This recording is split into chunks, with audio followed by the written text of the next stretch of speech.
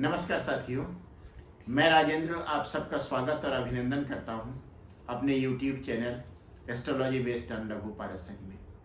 आज एस्ट्रोलॉजी का एक वीडियो और मैं बना रहा हूं जिसका विषय है अंशावतार। अवतार शब्द से आप सब लोग परिचित ही हैं।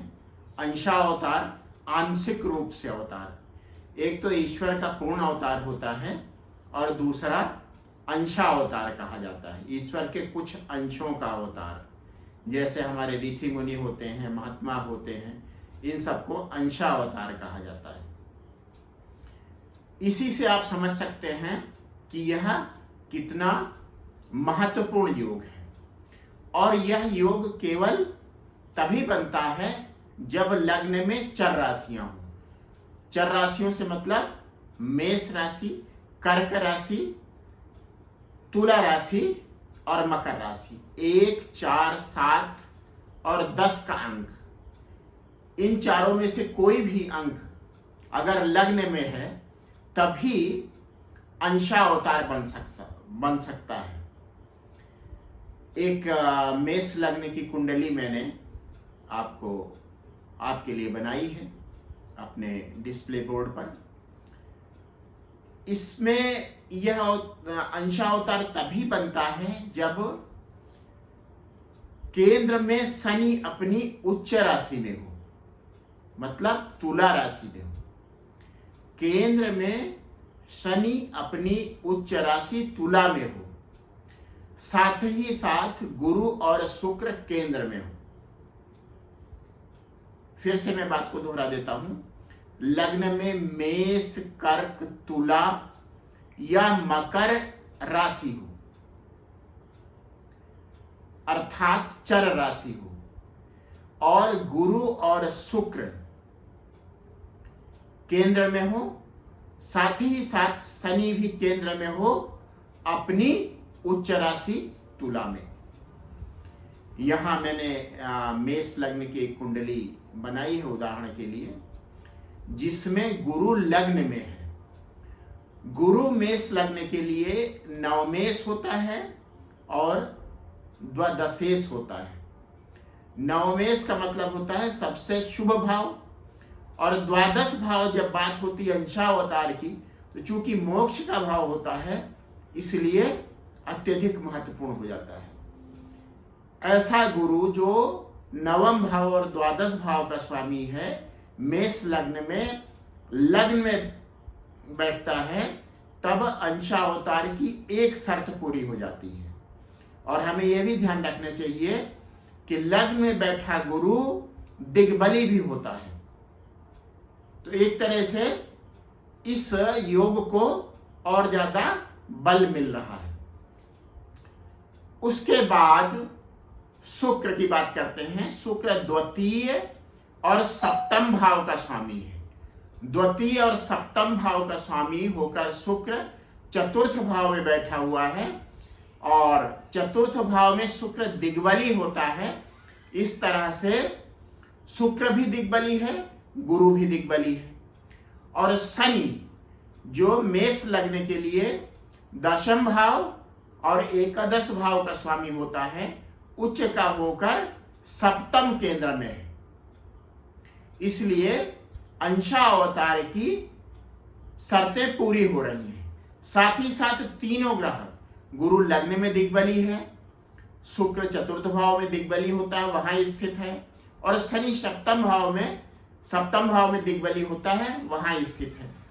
मेष लग्न है, लग्न में गुरु स्थित है, चतुर्थ भाव में शुक्र स्थित है, और सप्तम भाव में शनि उच्च का होकर स्थित है। इस तरह से अंशावतार की सारी शर्तें पूरी हो रही हैं। अब मैं दूसरी लग्नों की बात करता हूं। दूसरी लग्न है कर्क। कर्क लग्न में गुरु नवमेष है और साथ ही साथ एक अशुभ भाव छठे का भी स्वामी है। नवमेष होने के कारण शुभ माना जाता है। और गुरु की जहां तक बात होती है, गुरु केंद्र में बैठकर कुंडली के अनेक दोषों को समाप्त करता है।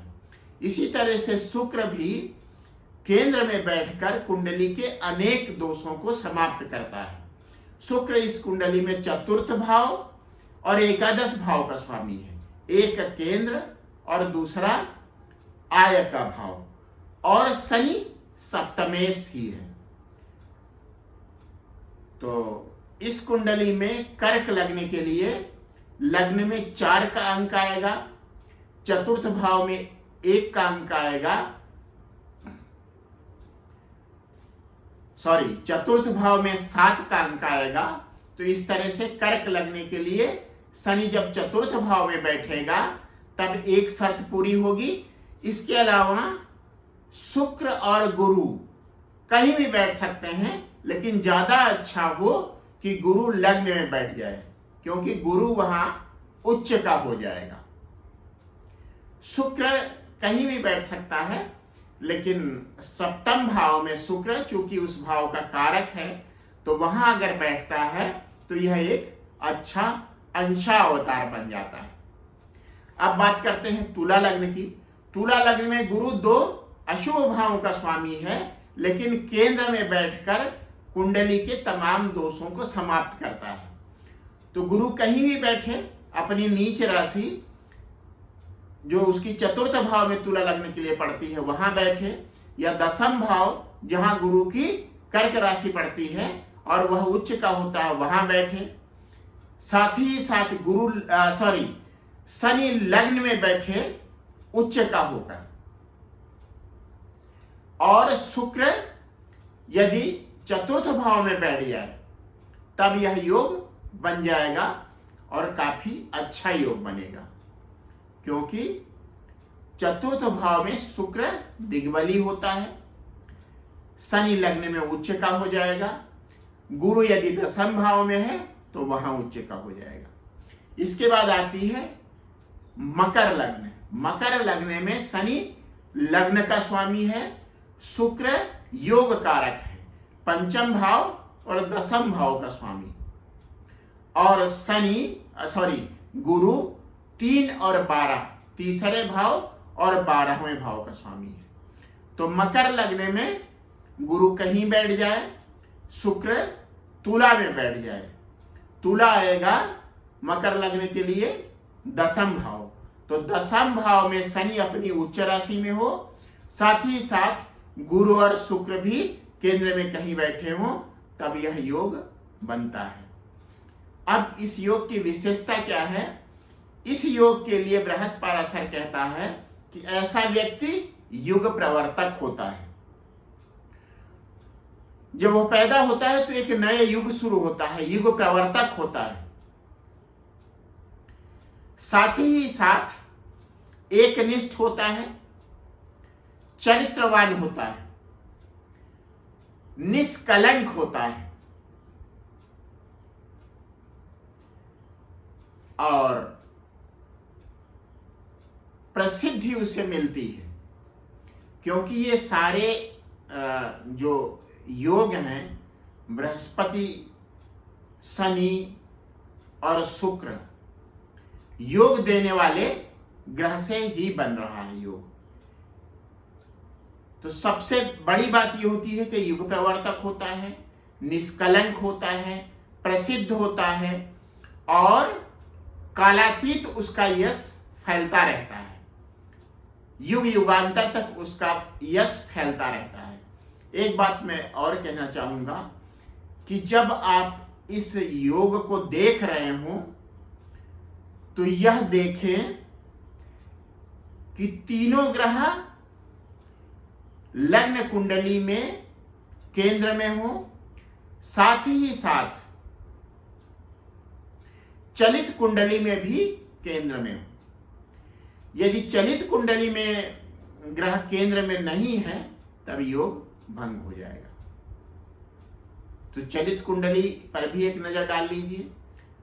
उस कुंडली में गुरु, शुक्र और शनि केंद्र में होने चाहिए, और राशि चक्र में या लग्न कुंडली में शनि अपनी उच्च राशि में होना चाहिए किसी केंद्र में, साथ ही साथ शुक्र और गुरु भी केंद्र में होने चाहिए। बस आज का वीडियो इतना ही।